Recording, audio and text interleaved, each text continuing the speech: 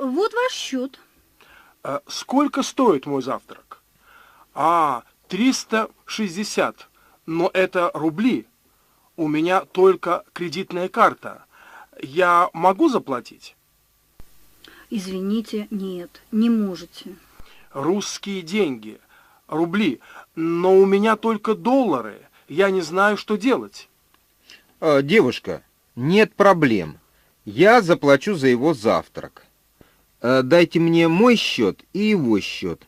Я заплачу. Нет, Лёва, это твои деньги. Я не могу так. Джон, мы друзья, правда?